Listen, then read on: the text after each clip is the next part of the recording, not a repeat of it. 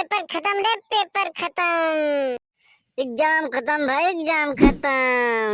Paper खत्म हो गया तो आज क्या करें? कट जाओ, मर जाओ, हमारो फायदा होए। पेपर खत्म हो गया तो हमार खुशी कायदा हो रहा। तो बोला ना यार डॉक्टर साहब, आज चुपचाप हमारे सबके आज रंगबाजी देखा।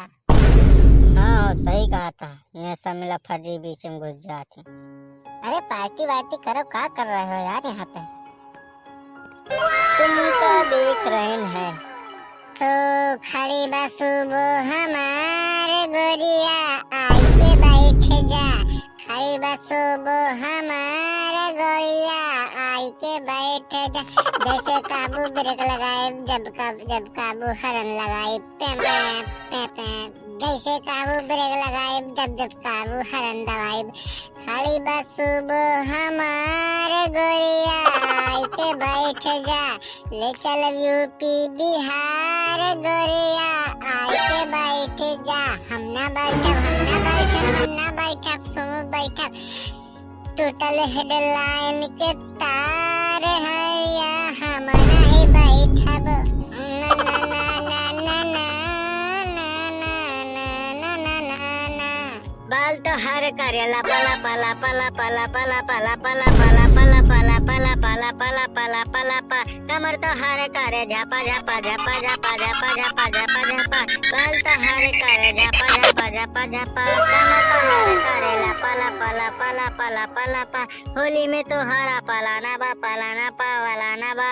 देखी के लोगवा दीवाना बा दीवाना बा दीवाना बा। तब बोला कैसे अजूबा भाई, किनी मुखर बुझा भइल है, किनी मुखर बुझा भइल। न सिंगार न बतार लगातार जानवर मैडम। देखी कजरा के राई भइलु जहर मैडम। तब बोला कैसे अजूबा भइल, किनी मुखर बुझा भइल मैडम, किनी मुखर बुझा भइल। देवे के बप्पे पर ना पढ़ाई चलता।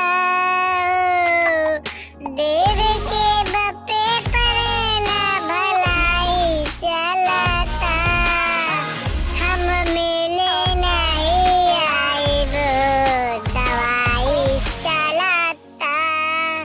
हम मिले नहीं आइब, पढ़ाई चलता।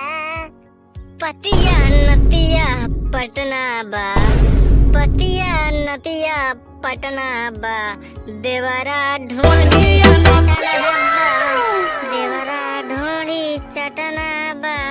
घर में घाटल घटना बा, घरवा में घाटत घटना बा। देवरा मुठ चटना बा, देवरा ढोंढी चटना बा।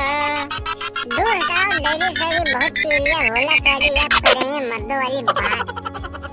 खूब पियेंगे बियर सियर, सांस लेके सेक्सी बियर, पार्टी चलेगी सारी रात।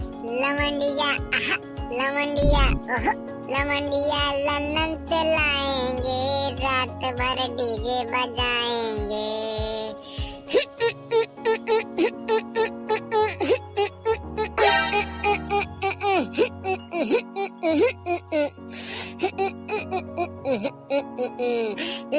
लवंडिया लवंडिया लवंडिया लंदन से लाएंगे, रात भर डीजे बजाएंगे। लवंडिया लंदन से लाएंगे, रात भर उसको लहाएंगे। तारे तारे चुआ ताटा देही से पसीना, गरम से मुश्किल भइल बाटे जीना। अरे मायो तारे तारे चुआ ताटे देही से पसीना, गरम से मुश्किल भइल बाटे जीना। गरम पानी जैसे लागे खौला दी, उठाओ लहंगा, वाह उठाओ लहंगा, रानी बेना डोला दी। उठाओ लहंगा, रानी बेना डोला दी। तारे तारे चुआ ताटे देही से पसीना, गरम से मुश्किल भइल बाटे जीना। गरम पानी जैसे लागे खौला खौला दी, उठाओ लहंगा,